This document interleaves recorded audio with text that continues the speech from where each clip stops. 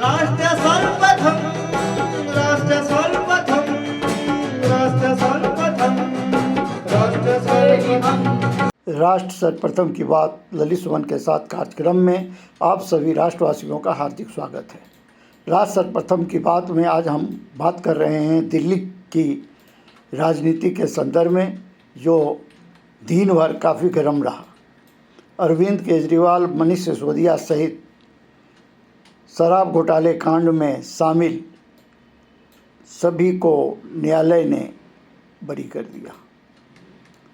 कहा कि यह केस बनता ही नहीं है। दूसरी ओर सीबीआई इस मामले को लेकर हाई कोर्ट जाने की तैयारी कर चुकी है। सवाल यह उठता है कि न्यायालय ने सभी को बरी कर दिया तो प्रथम दृष्टया आम लोगों में यह धारणा बनी है जो कि केजरीवाल की सरकार को, केजरीवाल को साजिश के तहत तो नहीं फंसाया गया था, और अगर अरविंद केजरीवाल, मनीष सिसोदिया सभी शराब घोटाले कांड में शामिल थे तो फिर न्यायालय से वे इस तरह बरी कैसे हो गए। इसका तात्पर्य है जो यह मामला काफ़ी संवेदनशील है। अगर यह मामला हाई कोर्ट में फिर से खुल जाती है तो यह निचली अदालत पर प्रश्नवाचक चिन्ह लगाएगा, और अगर हाई कोर्ट भी निचली अदालत की बात को स्वीकार करते हुए सीबीआई के इस अपील को खारिज कर देती है तो इसका सीधा असर पंजाब और तमिलनाडु के चुनाव पर पड़ेगा, और आने वाले समय में दिल्ली नगर निगम के चुनाव पर भी इसका सीधा असर पड़ेगा।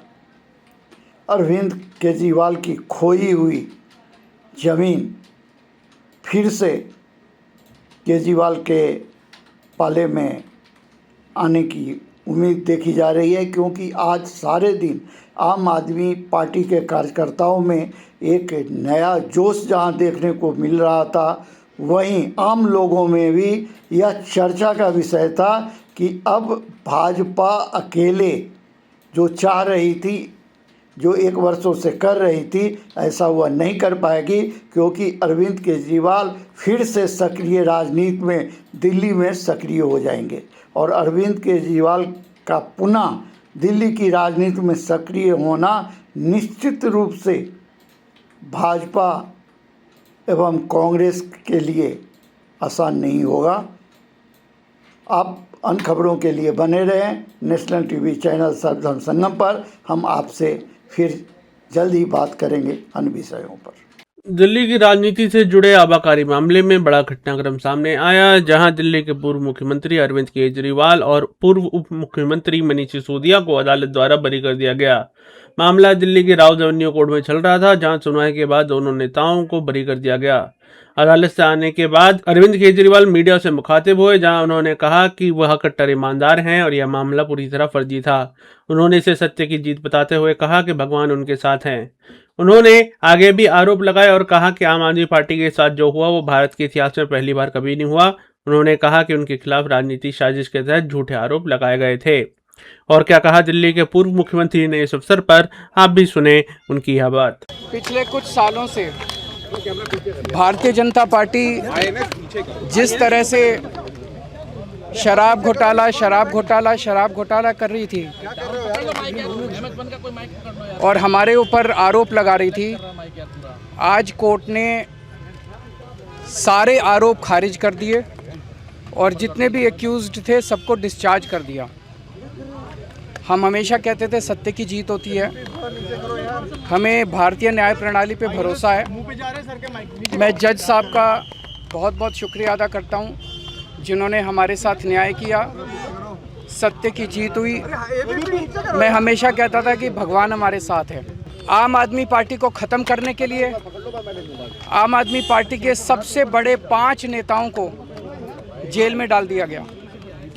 यहाँ तक कि सिटिंग चीफ मिनिस्टर, जो आज तक भारत के इतिहास में कभी नहीं हुआ, सिटिंग चीफ मिनिस्टर को उसके घर से घसीटकर जेल में डाला गया और 6 महीने तक जेल में रखा गया। हमारे उप मुख्यमंत्री मनीष सिसोदिया जी, उनको लगभग 2 साल तक जेल में रखा गया। पूरा का पूरा फर्जी केस था। हमारे ऊपर कीचड़ फेंका गया। 24 घंटे टीवी चैनलों के ऊपर डिबेट चलते थे, खबरें दिखाई जाती थी केजरीवाल भ्रष्ट है, केजरीवाल भ्रष्ट है।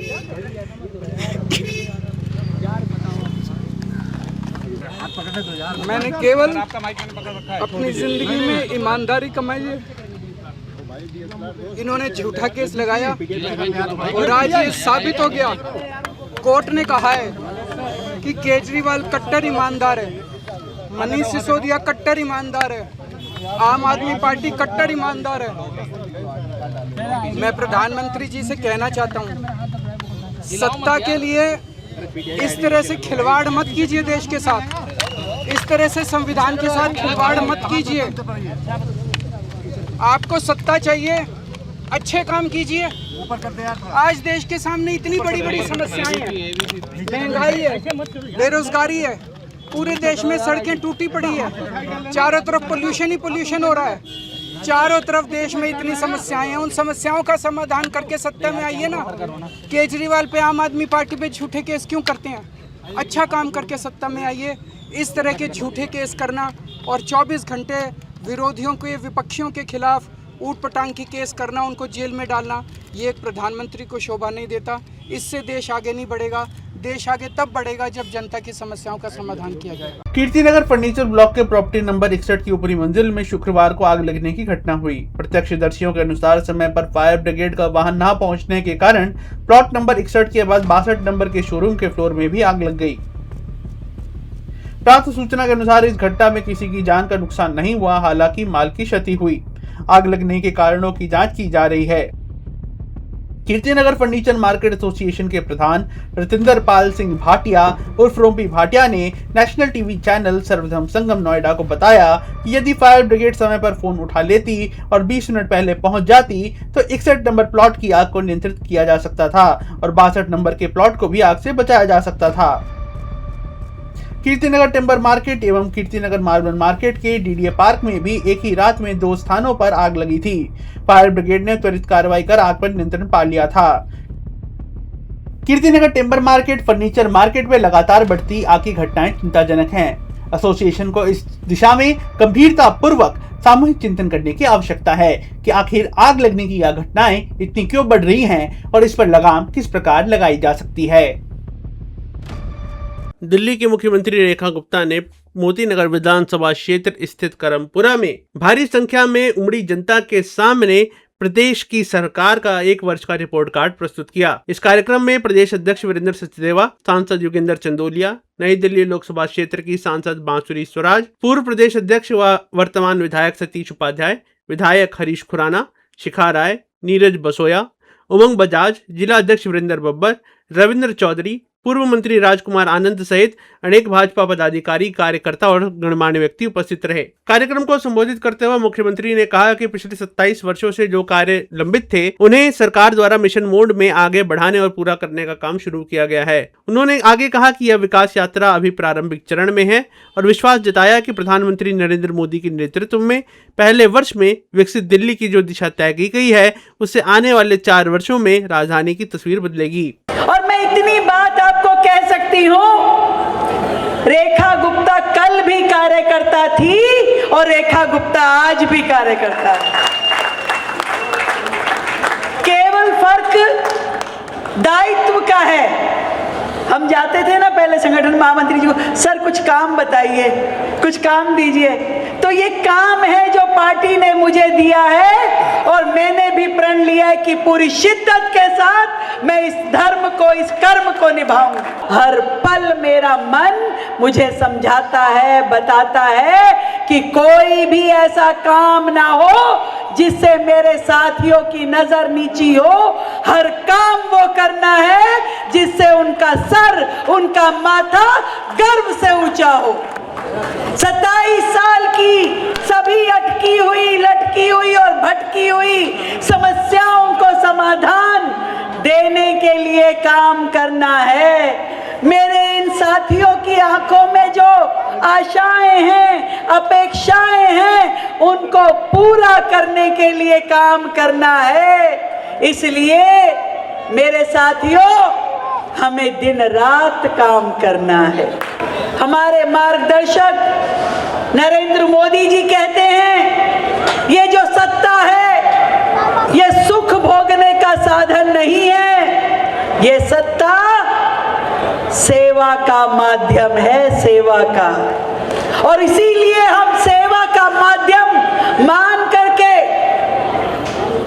इस सरकार को चला रहे हैं। और उसी नाते से दिन रात, चाहे आपकी ये मुख्यमंत्री है, चाहे हमारे सांसदगण हैं, मेरे विधायक साथी हैं, पार्षद हैं, दिन रात 24/7 काम कर रहे हैं। हमें इस 5 साल में इतना काम कर देना है कि अगले 27 साल तक कमल फूल सरकार को कोई हाथ भी ना लगा सके। और ये 365 दिन हमने कोशिश की, दिल्ली की जितनी आवश्यकताएं हैं उन सब पे काम किया जाना चाहिए, चाहे सीवर हो, चाहे पानी की पाइपलाइन हो, सड़कें हो, चौक चौराहे हैं, यमुना जी की सफाई है, कूड़े के पहाड़ हटाने का काम है, प्रदूषण को कम करने का काम है, स्कूल है, हॉस्पिटल है, हर एक सेक्टर में हमने रोजाना गति बढ़ाई है, रोजाना नए कामों को सिरे चढ़ाया है। पूरी दिल्ली में इस समय आप देखेंगे तो कामों की बयार लगी है। और विशेष रूप से मैं इस नई दिल्ली लोकसभा के बारे में कहना चाहूंगी, 2500 करोड़ की लागत से चंद्रावल प्रोजेक्ट पे जो काम हो रहा है उसमें 9 विधानसभाएं बांसुरी जी आपकी लोकसभा की है, जहां आने वाले समय में पानी की दिक्कत नहीं रहेगी।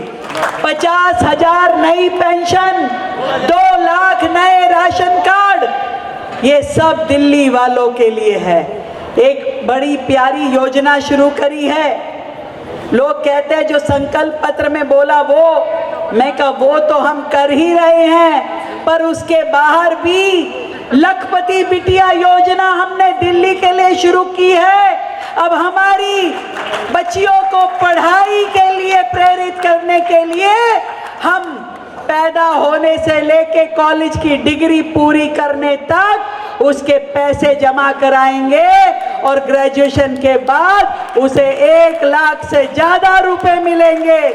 दिल्ली की बेटियां अब लखपति बेटियां होंगी, अपनी इस दिल्ली को आगे लेके जाएंगे। मैंने आप सबके पास ये अपनी 365 दिन की रिपोर्ट कार्ड भेजी है, जिसमें मैंने 365 दिन का पूरा ब्यौरा आप सबके समक्ष रखा है। वहीं प्रदेश अध्यक्ष वीरेंद्र सचदेवा ने कहा कि दिल्ली में इतनी राशि का काम अभी इसलिए करना पड़ रहा है क्योंकि पिछले 11 सालों में जमीन पर कोई काम नहीं किया गया। उन्होंने इस अवसर पर विपक्ष पर निशाना साधा। पिछले 4 दिन से हम लोग जा रहे हैं अलग अलग लोकसभा में। एक बात पे जो दिल्ली की जनता भी हाथ जोड़ के नमस्कार करती है कि 24/7 इतनी मेहनत से काम करने वाली मुख्यमंत्री दिल्ली ने पहले कभी नहीं देखी। ये जो 150 करोड़ पे सीवर लाइन पे 2000 करोड़ वाटर, ये इसलिए खर्च करने पड़ रहे हैं क्योंकि पिछले 11 सालों में कुछ हुआ ही नहीं, सिर्फ कागजों पे बिल बनते थे और पैसे खाए जाते थे। अब उस पूरी स्थिति को बदलने में थोड़ा समय लगेगा। मुझे मालूम है कि आप लोगों की उम्मीदें बहुत ज़्यादा हैं और हमारी ड्यूटी है भारतीय जनता पार्टी के नाते कि हम आपकी उम्मीदों पर खरा उतरें और उतरेंगे भी। नई दिल्ली की सांसद बांसुरी स्वराज ने कहा कि मुख्यमंत्री द्वारा विकास कार्यों में बिना संकोच सहयोग किया जाता रहा है, जिसके लिए वह धन्यवाद की पात्र हैं। आज का दिन केवल 1 साल की प्रशासनिक उपलब्धियों का उत्सव ही नहीं है। आज का दिन तो वो जो जन विश्वास हमें देवतुल्य मतदाता ने दिखाया है उसकी पुनर्स्थापना का क्षण है। ये जो विश्वास दिल्ली की जनता ने भारतीय जनता पार्टी के एक एक कर्मठ कार्यकर्ता की मेहनत और यशस्वी प्रधानमंत्री श्री नरेंद्र मोदी जी की गारंटी, सारी गारंटी पूरी होने की गारंटी है। माननीय मुख्यमंत्री जी के पास जब भी किसी भी फंड के लिए आप आग्रह करने जाओ तो सबसे पहले तो चाय पिलाती हैं और उसके बाद कभी भी किसी भी चीज के लिए मना नहीं करती। 5 साल में आप देखिएगा दिल्ली को श्रीमती रेखा गुप्ता जी और संगठन की ताकत के साथ भारतीय जनता पार्टी का एक एक कर्मठ कार्यकर्ता हमारी दिल्ली को विकसित दिल्ली बनाकर ही मानेगी। वहीं मोतीनगर विधानसभा क्षेत्र के विधायक हरीश खुराना ने एक कदम आगे बढ़कर कहा कि मोतीनगर विधानसभा क्षेत्र को दिल्ली की सर्वश्रेष्ठ विधानसभा क्षेत्र बनाना उनका लक्ष्य है। वहीं दिल्ली को लंदन से बेहतर बनाना यह सरकार का प्रयास है। सभी सीनियर हमारे भारतीय जनता पार्टी के वरिष्ठ नेतागण और मेरे सामने बैठे हुए मेरे नई दिल्ली लोकसभा के मेरे अपने परिवारजनों को मैं सादर प्रणाम करता हूं।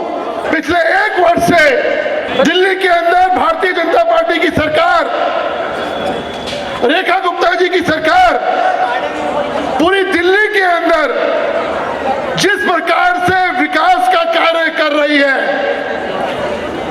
सारे विकास के रिकॉर्ड तोड़ दिए हैं।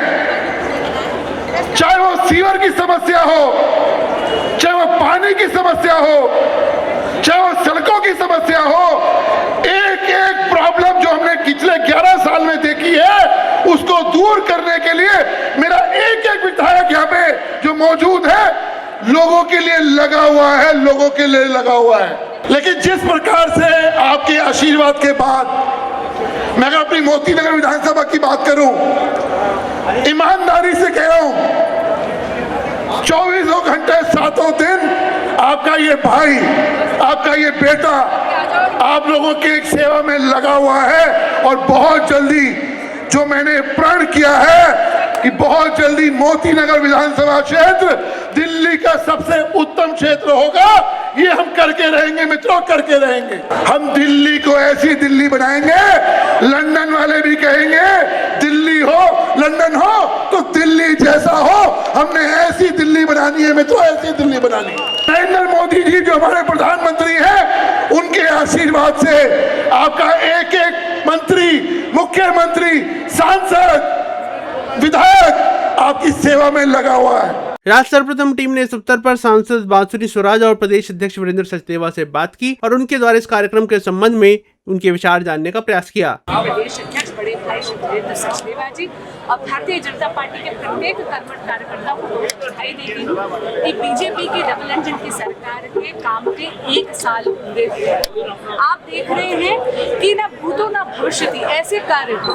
2100 करोड़ रुपए के जल बोर्ड के कार्यों का शिलान्यास और लोकार्पण सीएम ने अभी डोडापुर में करा था, जहां हम खड़े हैं मोतीनगर विधानसभा में। यहाँ पर हमारे विधायक हरीश खुराना जी के अथक प्रयासों से 150 करोड़ रुपए के कार्य करवाए हैं। दिल्ली के कोई भी विधानसभा आप उठाकर देख लीजिए, मिनिमम 100 करोड़ रुपए के काम माननीय मुख्यमंत्री ने ऑलरेडी करवाए हैं और ऐसे काम हो रहे हैं जिससे दिल्ली अब प्रगति के पथ पर अग्रसर है। दिल्ली में हमारी सरकार 1 वर्ष पूरा हुआ है। मुझे खुशी है कि माननीय प्रधानमंत्री जी हमारी पूरी सरकार जिस शिद्दत और मेहनत से काम कर रही है, उसी का परिणाम है कि आज भारत लोकसभा में जाता है।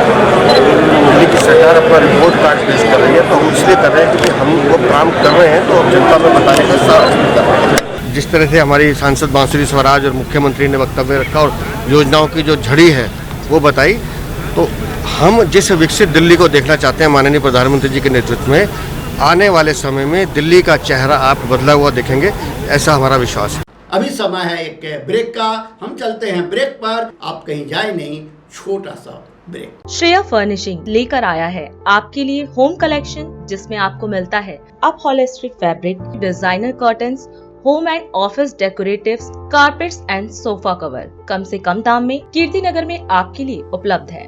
Kamal Buildtech Private Limited, fulfilling promises. With our professional team and experience of delivering projects, in past we guarantee you peace of mind and top quality work in an affordable price.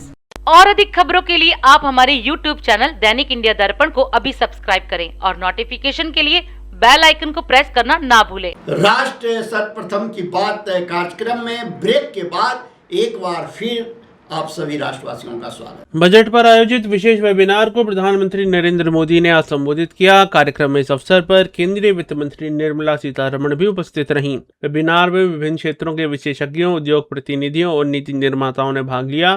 प्रधानमंत्री ने कहा कि budget webinar एक मजबूत परंपरा बन चुका है। यह केवल घोषणा तक सीमित नहीं है, बल्कि बजट के प्रभावी क्रियान्वयन और फीडबैक के लिए सशक्त मंच प्रदान करता है। उन्होंने कहा कि बजट का आकलन अलग अलग विषयों और क्षेत्रों के आधार पर किया जाता है और इसीलिए हर आयाम पर बजट को समझना जरूरी है। उन्होंने कहा, बजट किसी एक वर्ष की अल्पकालीन योजना नहीं, बल्कि दीर्घकालीन नीति और दूरदृष्टि का द्योतक है। इस साल के पहले बजट वेबिनार में मैं आप सभी का अभिनंदन करता हूं। बीते कुछ वर्षों में बजट वेबिनार इसकी एक मजबूत परंपरा बन गई है। अक्सर बजट का आकलन अलग अलग पैरामीटर्स पर किया जाता है। कभी स्टॉक मार्केट की चाल पर बात होती है, कभी इनकम टैक्स प्रस्तावों पर चर्चा केंद्रित हो जाती है। सच्चाई ये है कि राष्ट्रीय बजट कोई शॉर्ट टर्म ट्रेडिंग डॉक्यूमेंट नहीं होता, वह एक पॉलिसी रोडमैप होता है। इसलिए बजट की प्रभावशीलता का आकलन भी ठोस पैरामीटर्स पर किया जाना चाहिए। ऐसी नीतियां जो इंफ्रास्ट्रक्चर का विस्तार करें, जो क्रेडिट के प्रवाह को आसान बनाएं, जो ईज ऑफ डूइंग बिजनेस बढ़ाएं, जो गवर्नेंस में ट्रांसपेरेंसी बढ़ाएं, जो जनता का जीवन आसान बनाए, उनके लिए नए नए अवसर बनाएं। बजट में इससे जुड़े निर्णय ही अर्थव्यवस्था को स्थायी मजबूती देते हैं। और सबसे महत्वपूर्ण बात यह है कि किसी भी बजट को अलग थलग स्टैंड अलोन करके नहीं देखा जाना चाहिए। नेशन बिल्डिंग, राष्ट्र निर्माण, यह एक निरंतर प्रक्रिया होती है। हर बजट एक बड़े लक्ष्य की ओर बढ़ने का एक चरण होता है और हमारे सामने वो बड़ा लक्ष्य है साल 2047 2047 तक विकसित भारत का निर्माण। हर रिफॉर्म, हर आवंटन, हर बदलाव को इस लंबी यात्रा के हिस्से के रूप में ही देखा जाना चाहिए। और इसलिए हर साल बजट के बाद होने वाले ये वेबिनार बहुत महत्वपूर्ण होते हैं। मेरी अपेक्षा है कि वेबिनार केवल आइडियाज के आदान प्रदान तक सीमित न रहे, बल्कि एक प्रभावी ब्रेनस्टॉर्मिंग एक्सरसाइज बने। आपके अनुभव और व्यवहारिक चुनौतियों पर आधारित सुझाव आर्थिक रणनीतियों को और बेहतर बनाने और समाधान खोजने में अवश्य मदद करेंगे। जब इंडस्ट्री, एकेडेमिया, एनालिस्ट और पॉलिसी मेकर्स मिलकर के सोचते हैं तो योजनाओं का इम्प्लीमेंटेशन और बेहतर होता है, रिजल्ट और सटीक मिलते हैं। उत्तराखंड के टनकपुर में आस्था, श्रद्धा और भक्ति का अद्भुत संगम तब देखने को मिला जब मां पूर्णागिरि मेले का भव्य शुभारंभ हुआ। इस अवसर पर प्रदेश के मुख्यमंत्री पुष्कर सिंह धामी स्वयं टनकपुर पहुंचे और पूर्णागिरि के दरबार में विधिवत पूजा अर्चना कर प्रदेश की सुख समृद्धि की कामना की। सीएम ने कहा कि उनका सौभाग्य है कि उन्हें हर वर्ष माता की कृपा से इस ऐतिहासिक मेले का शुभारंभ करने का अवसर मिलता है। उन्होंने इस अवसर पर कहा कि मां पूर्णागिरि धाम केवल उत्तराखंड ही नहीं बल्कि पूरे देश की आस्था का प्रमुख केंद्र है, जहां लाखों श्रद्धालु अपनी मनोकामनाएं लेकर पहुंचते हैं। 2021 में मैं उनके साथ इस मेले के शुभारंभ के अवसर पर आया था। उसके बाद मैया की कृपा से, आप सबके आशीर्वाद से प्रत्येक वर्ष मुझे इस मेले का शुभारंभ करने का सौभाग्य प्राप्त होता है। भाइयों बहनों, ये मेला केवल धार्मिक और आध्यात्मिक आस्था तक सीमित नहीं है। ये हमारे इस पूरे क्षेत्र की जो गौरवशाली संस्कृति है, समृद्ध परंपरा है, उसको संजोने और उसे नई पीढ़ी तक पहुंचाने का एक बहुत सशक्त माध्यम है।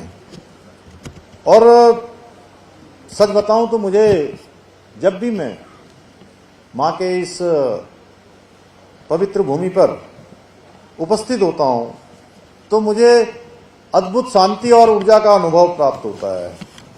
और मैं बचपन से ही मां पूर्णागिरि के दर्शन के लिए, इस मेले को देखने के लिए और इस मेले में आने वाले लोगों को देखने के लिए हमेशा मैं इंतजार करता रहता था कि सर्दियों के बाद जैसे ही मेला प्रारंभ होता था तो मैं देखता था, क्योंकि मां शारदा की कृपा भी मेरे ऊपर है, शारदा के साथ साथ देखते देखते देखते देखते उसमें नहाते, गोता लगाते और तैरते, भौं काटते काटते मैं बड़ा हुआ। तो मैं देखता था पूरनपुर से, पीलीभीत से, लखीमपुर से, शाहजहांपुर से, बरेली से, बदायूं से, लखनऊ से, सीतापुर से, उन्नाव से, हरदोई से और रायबरेली तक के लोग कुछ साइकिलों में आते थे, मोटरसाइकिलों में आते थे, ट्रैक्टरों में आते थे, ट्रक की छत पर चढ़कर आते थे और ट्रेन तो पूरी की पूरी भर जाती थी, पूरी रेल भर जाती थी और छत भी भर जाती थी, ट्रेन ही नहीं, ट्रेन की छत भी भर जाती थी। तो वो देखना सच में मेरे लिए बहुत अद्भुत नज़ारा होता था। लेकिन समय के साथ साथ अब सुविधाएं बढ़ी हैं, मेले का स्वरूप बदला है, उसके बाद भी यहाँ आकर जो शांति का अनुभव होता है वो सच में अपने आप में अद्भुत है। भाइयों बहनों, हमारे उत्तराखंड की जो पवित्र भूमि है, ये भूमि सदियों से भारतवर्ष की आध्यात्मिक केंद्र का केंद्र रही है। बड़े बड़े ऋषियों ने, बड़े बड़े तपस्वियों ने, मुनियों ने, बड़े बड़े पूज्य संत गणों ने इस भूमि में अपनी साधना की है। हमारे चार धाम, शक्तिपीठ और सिद्धिपीठ केवल तीर्थ स्थल मात्र नहीं बल्कि भारत की सनातन परंपरा, आध्यात्मिक विरासत और सांस्कृतिक अखंडता के जीवंत प्रतीक हैं। आदरणीय प्रधानमंत्री जी के मार्गदर्शन में, उनके कुशल नेतृत्व में हमारी सरकार राज्य के समग्र विकास के साथ साथ यहाँ की जो सामाजिक, जो हमारी समृद्ध सांस्कृतिक विरासत है, उसके संवर्धन के लिए, उसके संरक्षण के लिए निरंतर काम कर रही है। और अधिक खबरों के लिए आप हमारे YouTube चैनल दैनिक इंडिया दर्पण को अभी सब्सक्राइब करें और नोटिफिकेशन के लिए बेल आइकन को प्रेस करना ना भूलें। आज हम इस कार्यक्रम में आपसे विदा लेते हैं। आप अन्य खबरों के लिए बने रहे। राष्ट्र सर्वप्रथम, वंदे मातरम, जाग उठा है भारत। राष्ट्र सर्वप्रथम राष्ट्र सर्वप्रथम राष्ट्र सर्वप्रथम राष्ट्र सर्वप्रथम